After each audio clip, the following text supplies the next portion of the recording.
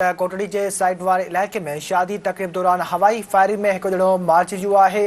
Firing में video maker Mir चूणे जो जान विञाए वेठो। शादी जूं ख़ुशियूं मातम में तब्दील थी वियूं। इतला ते पुलिस वाक़े वारनि हंधि पहुची लाश अस्पताल मुंतकिल कियो। पुलिस जांच शुरू करे छॾी आहे। हिन अफ़सोसनाक ख़बर खां अवां खे आगन पिया हलूं त कोटड़ी के साइड वाले इलाके में शादी तकरीब दौरान हवाई फायरिंग में एक ॼणो मारिजी वियो आहे। फायरिंग में वीडियो मेकर मीर चूणे जो जान विञाए वेठो। शादी जूं ख़ुशियूं मातम में तब्दील थी वियूं। इतला ते पुलिस वाक़े वारनि ते पहुची लाश अस्पताल मुंतकिल कियो। पुलिस जांच शुरू करे छॾी। इन बारे सां वधीक असां टेलीफोन लाइन ते मौजूदु आहे कोटड़ी खां सिंध न्यूज़ रिपोर्टर इस्माइल बारिजो। जी इस्माइल बारिजो, कहिड़ा तफ़सील आहिनि? कोटड़ी जे साइड वारे इलाइक़े में शादी तकरीब दौरान हवाई फायरिंग में हिकु ॼणो मारिजी वियो आहे। जी बिल्कुल, कोटड़ी साइड जे वारे इलाइक़े में शादी की तकरीब दौरान खुशी में जेका हवाई फायरिंग करे रहा तो उनके नतीजे में एक ॼणो फौत थियो है।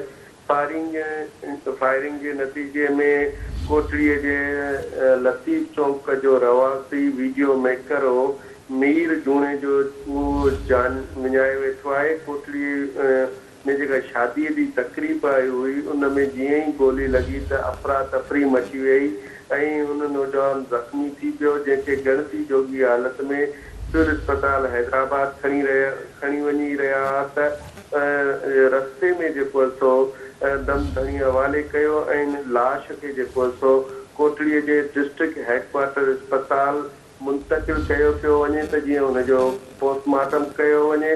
उन ते कोटड़ी साइड जी जेका पुलिस है उनजो इहो चवणु आहे त ही वाक़ियो जेको CI सेंटर भरिसां जेकी शादी तकरीब में जे ख़ुशीअ में फायरिंग थी त मुबैना तौर त जेको वीडियो मेकर जेका वीडियो ठाहे रहियो हो शादीअ जी उनखे जेको सो गोली लगी ऐं उन गोलीअ जे करे उहो ज़ख्मी थी पियो, जेके सिविल अस्पताल हैदराबाद मुंतकिल कयो पियो वियो त नतीजे में जेको सो ज़ख्मनि जा सूर सां हू फौत थी वियो आहे।